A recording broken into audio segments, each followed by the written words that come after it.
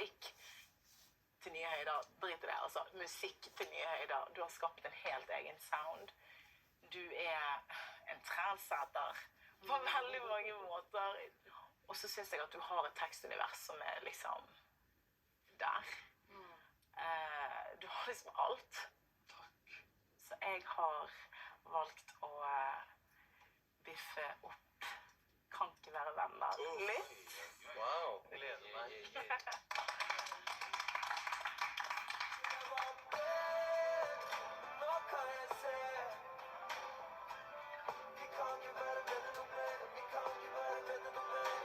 Vi kan ikke være venner ble skrevet av litt forskjellige grunner, men det var mye som skjedde i livet mitt da, og så var det rett og slett noen som jeg måtte skille veier med. Og den tok også litt utgangspunkt det å slå opp med en venn. Kan være like ille som å slå opp med en kjæreste, liksom.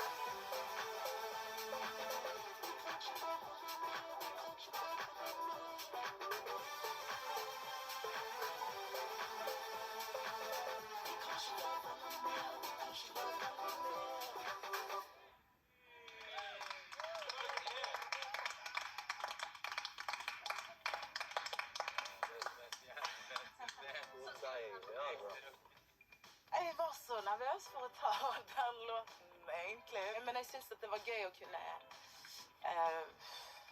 bruke stemmen min da, litt mer. Jeg digget det sånn på, og det var deilig å høre på. Jeg koste meg. Det var deilig, altså. Og jeg så glad at når det først en trist låt, så drar man den i en litt annen retning. Du nailet det, altså.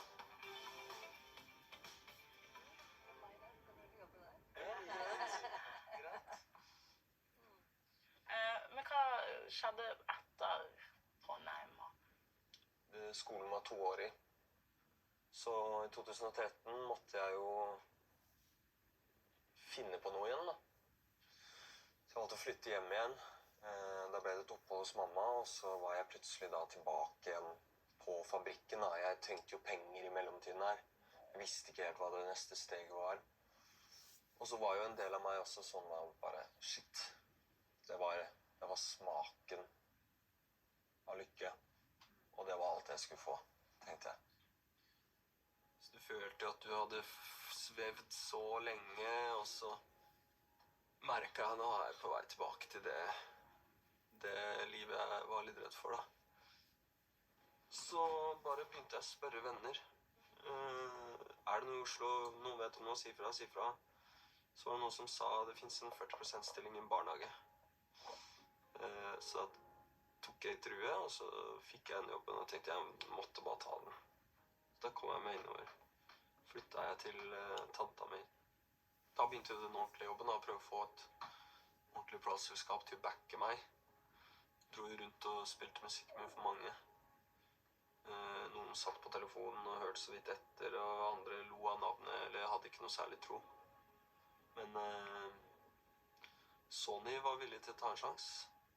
Det var jo fortsatt ikke sånn at når jeg fikk en deal med managementet og fikk Sony, så hadde jeg penger.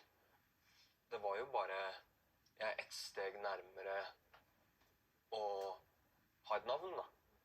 Jeg var fortsatt blakk. Så tenkte jeg at nå kommer det til å bli sinnssykt tight fremover, men jeg må bare... Det er alt, ellers så blir det ingenting. Og der tror jeg var et par måneder før Bylarm-gigen min. En av mine første... Det kanskje... Ja, ikke den første konsert, men første store, ordentlige konserten på en plakat og alt mulig. Og Bylarm gikk veldig bra. Det skjøt veldig fart, altså. Det gikk utrolig bra. Skikkelig mye fint i avisene. Jeg ble stolt av meg selv, da. Og da også følte jeg virkelig at nå må jeg bare gønne på. Nå er vi i gang. Og jeg fikk en del gigs. Begynte å spille på litt festivaler. Jeg fikk være med Arif på hovedscenen, og han spilte der. Lianer var veldig gøy. Det var sånn låt som fikk en del oppmerksomhet i utlandet. Så det var veldig mange ting som skjedde i det første liksom, ordentlige året mitt, da, som bare skjøt meg opp i været. Jeg husker at jeg var på fest med venninnen min, og vi hørte på Lianer på full guffe. Og det er jo sånn, Norge er et lite land, så du har sikkert hørt låta di mye rundt. Men altså, nå var det på en måte å begynne å plutselig bli spilt på alle festene i hele Norge. Jeg må kanskje innrømme at jeg var litt dårlig til å stoppe opp og bare... For det er det jeg lurte på, når du får litt bensin på bålet, så kan du fort ta veldig fyr, da. Hvordan funket det? Jeg tror nok jeg kjørte meg selv litt hardt, både... Og en periode ble veldig mye festing, fordi det her var i midten av 20-årene mine. Det var gratis alkohol, ikke bare gigsa jeg spilte. Og når jeg ikke festet, så jobbet jeg jo, og jeg sov veldig dårlig generelt. Jeg hadde ventet på det så lenge, så det var ingenting i meg som ville slappe av, da. Og for meg så det ga meg den ultimate gleden å bare fortsette å helle den bensinen på godt og vondt. Og det endte jo med at jeg fikk et anfall under en kirkekonsert.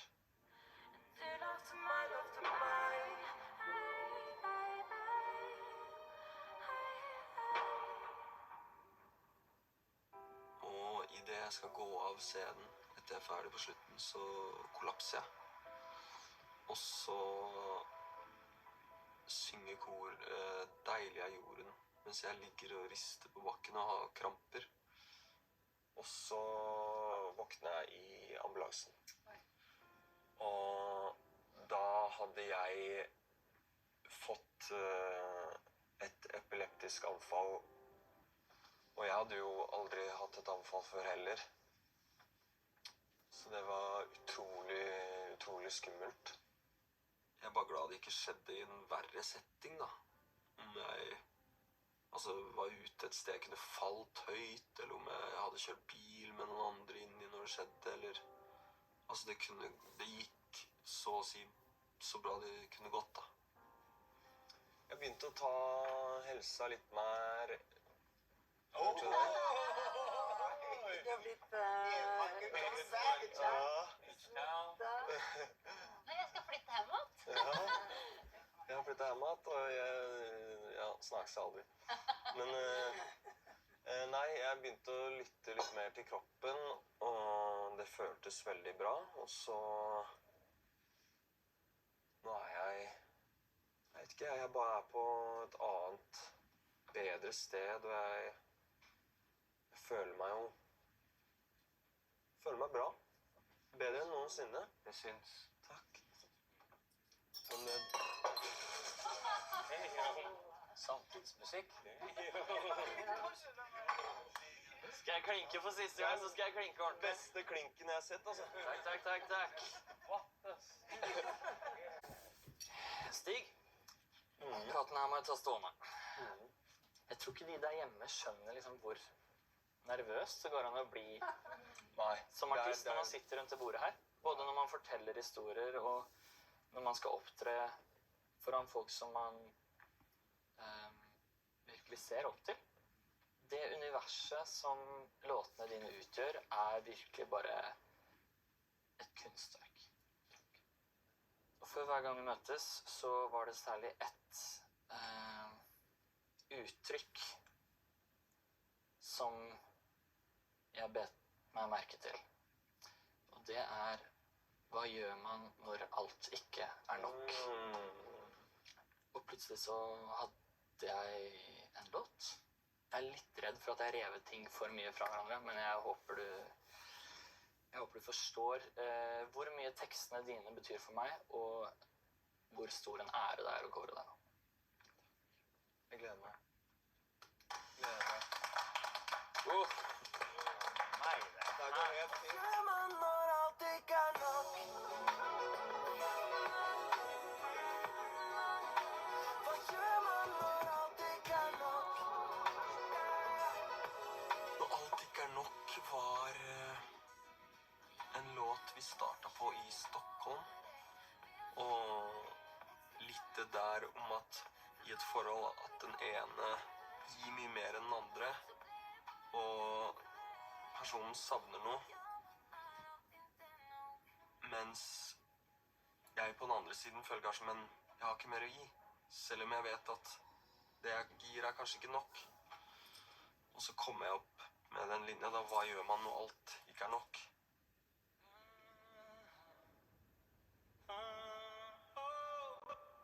Dette er siste låten på Hver gang vi møtes.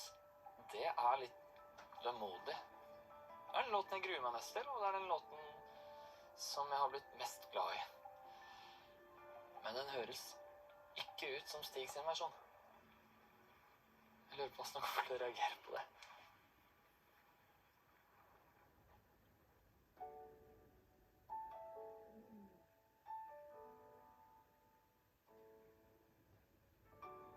Tenk å sveve så inderlig høyt, og kjenne at du faller for alle små detaljer. Der og da er det så lett å tro at det alltid er oss to, for det ordner seg jo. Og første gang jeg løy til deg, var da jeg sa ok, samme for meg. Da du gikk din vei. Hva gjør man når alt ikke er nok? Jeg vil ha deg her, men du er med en annen nå. Jeg skulle ønske hjertet bare kunne slutte å slå, for plutselig ser jeg alle tingene jeg ikke så. Hva gjør man når alt ikke er nok? Står her ute i regnet, burde bare kjøre hjem. Jeg leter rundt i mørket, men jeg finner ikke frem. Jeg prøvde å gi deg alt, nå er det ingenting igjen. Så hva gjør man når alt ikke er nok?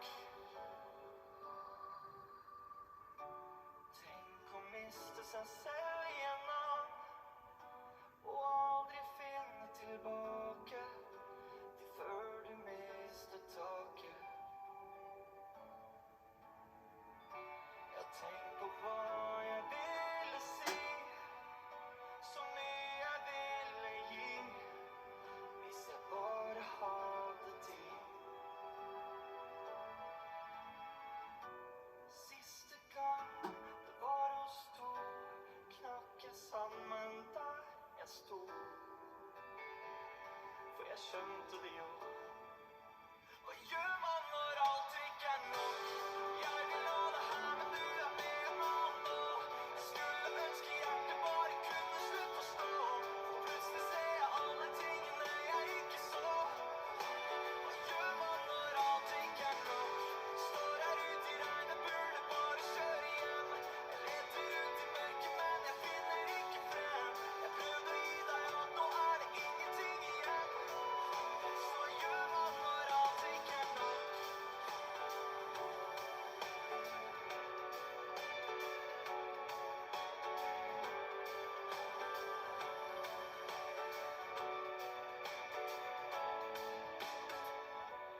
Kanskje en dag om litt tid, når alt det vonde er forbi, da er jeg fri.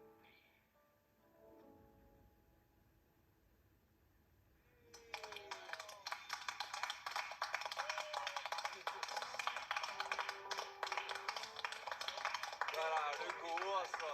Der er du god, altså. For en poplåt. Tusen takk. Og for et møte av Stig og Tix. Mestermøte. Mestermøte. Nei, det der var fantastisk. Tusen takk. Herlig kompis. Naila det. Det var deilig. Nei, men jeg koser meg som faen, og bare en skikkelig fin poplåt.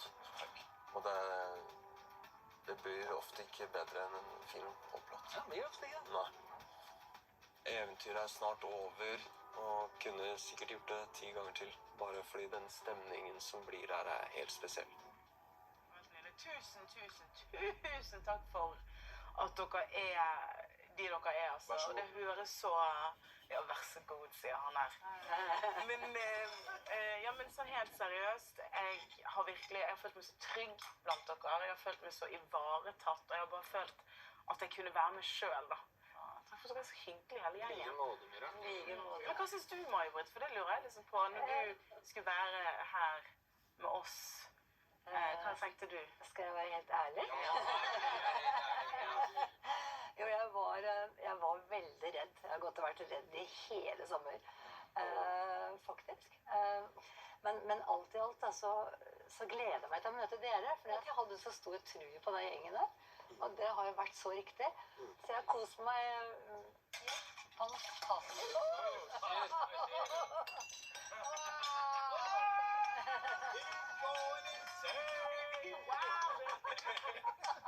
Barn, rolig.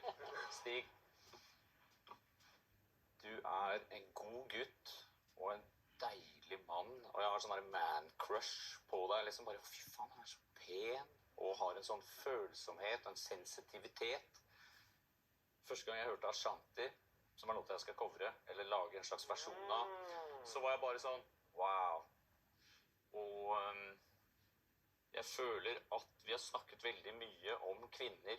Vi har snakket om mødrene våre, vi har snakket om bestemødre, kjærester, koner. Og jeg føler at den teksten som jeg skrev i natt, og jeg har så vidt lært meg låta, som er en slags engelsk versjon av hva jeg tenker på rundt dette her, da. Så her kommer Ashanti. Gleder meg. Være min Ashanti. Være min. Shanti var gøy, for den starta som Barn og Svada, og så ble det til en veldig populær, og det er veldig mange som liker den.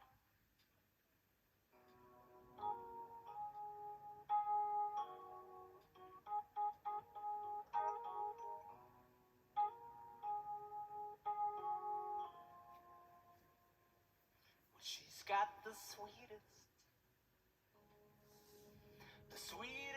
disposition, warmth and compassion. Compassion in her eyes, and she will make a loving. She will make a loving mom, and would always be on time.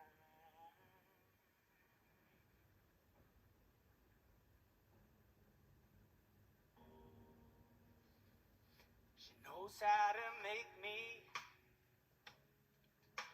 relax when I get tense. I also think she's got good fashion sense. And every time we go somewhere, the men and the women all stare.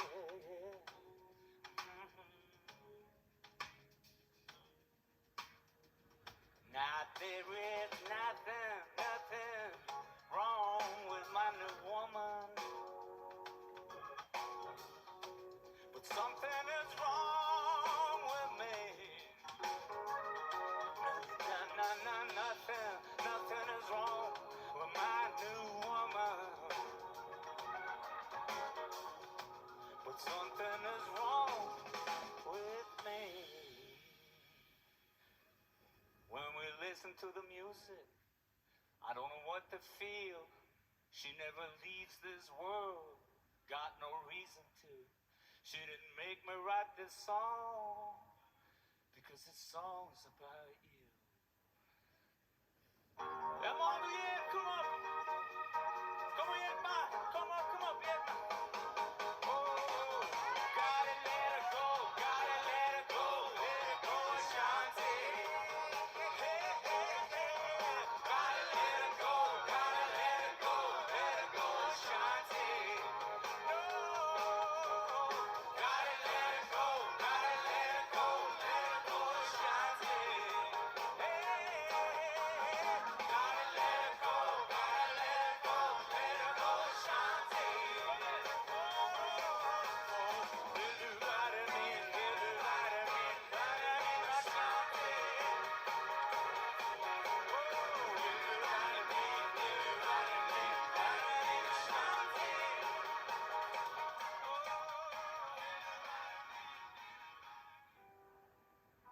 Jeg er uendelig glad for at jeg har vært på dette.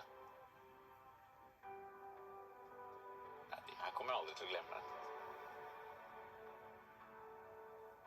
Men har jo blitt en helt sånn usvikelig god, kjærlighetsfull stemning blant oss som er der. Vi har fått oss noen venner for livet her. Liksom. Så det er bare å takke. Jeg er dypt takknemlig. Jeg er så glad og takknemlig. Jeg har nesten ikke noe mer å si. Jeg har ikke ord. Jeg er så glad for jeg sa ja. Alle fortjener å føle på det her, ass. Ekte glede.